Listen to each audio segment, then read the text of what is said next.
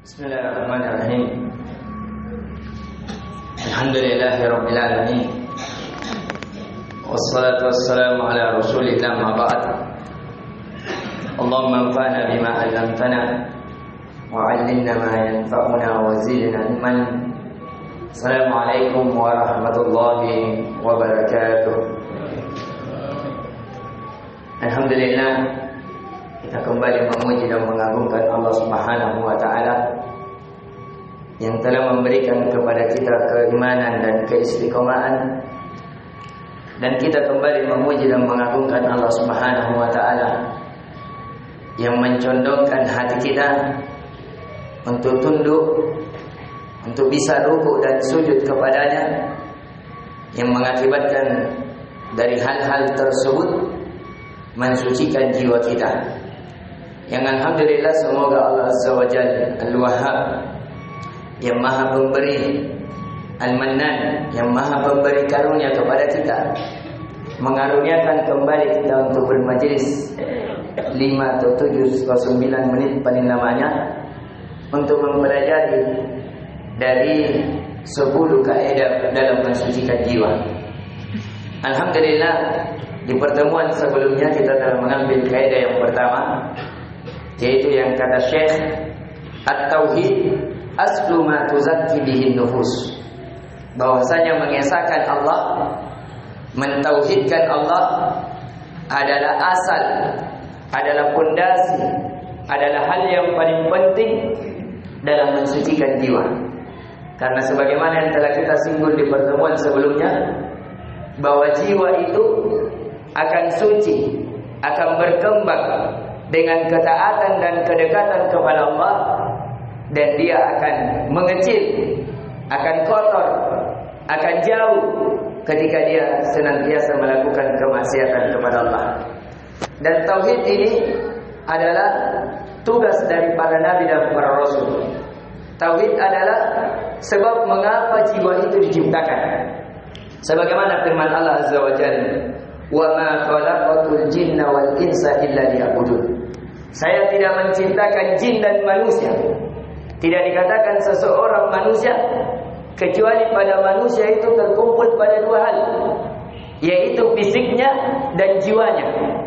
Jadi di dalam tubuh kita ini yang membedakan kita antara kita dengan orang yang mati, mereka punya mata, kita punya mata. Mereka punya tangan, kita punya tangan. Tapi yang membedakan antara kita dengan orang mati, mereka sudah tidak punya jiwa, atau bahasa lainnya roh, sehingga dia bisa bergerak, bisa berzikir, bisa bersedekah, bisa ruku dan sujud kepada Allah. Itulah yang roh itu yang akan menerima segala amal kebaikan kita. Itulah yang kembali kepada Allah. Adapun tubuh kita akan dimasukkan ke dalam kubur, dan roh ini yang akan menghadap kepada Allah. Jika rohnya suci baik, maka dia akan diterima dan dikatakan di sisi Allah. Tapi kalau kotor, kalau ternodai dengan kesyirikan, ternodai dengan akhlak-akhlak yang tercela, maka jiwa itu tidak dibukakan pintu lagi kepadanya. Dia akan dikembalikan ke dalam kuburnya dan akan disiksa sesuai dengan kadar kekotorannya. Dan ini sebagaimana firman Allah Azza wa Jalla. Kata Allah Azza wa Jalla, "Wa wailul lil musyrikin."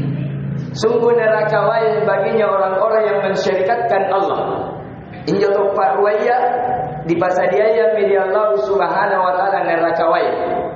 Neraka wail kata Ibnu Katsir rahimallahu taala adalah an-naru al-musyta'id, neraka yang menyala-nyala. Yang diriwayatkan oleh Ibnu Jarir At-Tabari bahwa neraka tersebut itu sudah dipanaskan ketika penciptaan langit dan bumi sampai hari kiamat. Kemudian qala ta'ala, "Alladzina la ya'tuna az-zakata wa hum bil akhirati hum kafirun." Yaitu orang-orang yang tidak mensucikan jiwanya dengan mentauhidkan Allah. Jadi tena natang kasiatinna nikanaya batua padua dari Allah Subhanahu wa taala. Apa? Dan dia tidak beriman kepada hari akhirat dan mereka di atas kekafiran.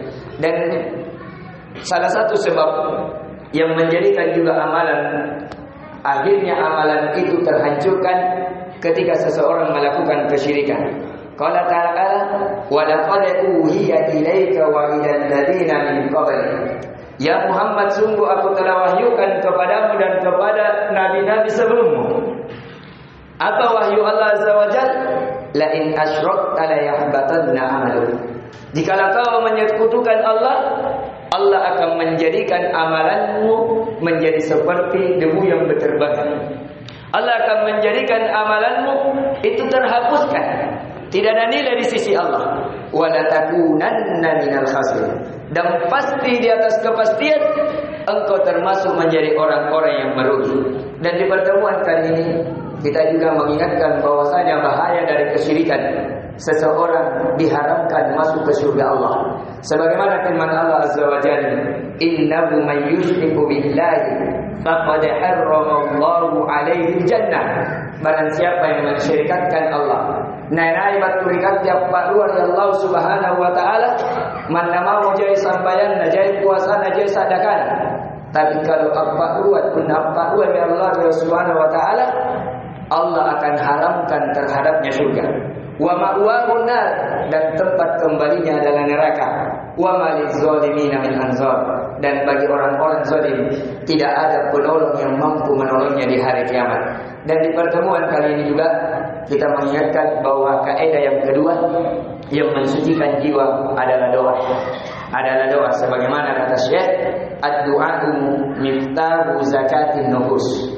Doa adalah kunci keberhasilan sucinya jiwa. Kenapa? Karena jiwa itu terombang-ambing. Kadang baik, kadang buruk. Kadang taat, kadang maksiat. Kadang terpancing dengan syahwat, kadang takut karena mendekatkan diri kepada Allah. Maka dari itu, di antara doa yang sering Nabi sallallahu alaihi wasallam berdoa, Allahumma ati nufusi taqwaha. Ya Allah, berikanlah kepada jiwaku ini nilai-nilai ketakwaan. Wa zakkiha anta khairu man zakkaha. Ya Allah, sucikanlah jiwaku karena Engkaulah sebaik-baik yang mensucikan jiwa ini. Ini di antara doa yang Nabi sallallahu alaihi wasallam senantiasa berdoa kepadanya, karena tidak ada seorang hamba yang mampu berpaling dari hal-hal yang mengotori jiwanya kecuali siapa yang dirahmati dan dikasihani oleh Allah Azza wa Jalla. Ini yang bisa kita berikan, inti pelajaran yang bisa kita petik, bahwa yang pertama yang mensucikan jiwa adalah mentauhidkan Allah, tidak mensyirikatkannya. Yang kedua adalah memperbanyak doa kepada Allah, karena doa tersebutlah yang menjadikan seseorang dirahmati dan dikasihani oleh Allah, sehingga dia dibimbing kepada hal-hal yang mensucikan jiwanya dan dijauhkan dari hal-hal yang mengotorinya. Dan semoga kita seluruhnya diberikan taufik dan hidayahnya oleh Allah, dari Allah Azza wa Jalla, agar kita senantiasa mensucikan jiwa kita di atas ketaatan kepadanya, dan kita dihindari dari hal-hal yang mengotorinya hingga ajal menjemput kita. Innahu waliyudzalika wal qadiru alaih. Subhanakallahumma bihamdik, asyhadu an la ilaha illa anta astaghfiruka wa atubu ilaik. Assalamualaikum warahmatullahi wabarakatuh. Bismillahirrahmanirrahim. Alhamdulillahirabbil alamin. Wassalatu wassalamu ala Rasulillah ma ba'd. Allahumma anfa'na bima 'allamtana وعلمنا ما ينفعنا وزدنا علما. Assalamualaikum warahmatullahi wabarakatuh. Alhamdulillah, kita kembali memuji dan mengagungkan Allah Subhanahu wa taala yang telah memberikan kepada kita keimanan dan keistiqomahan.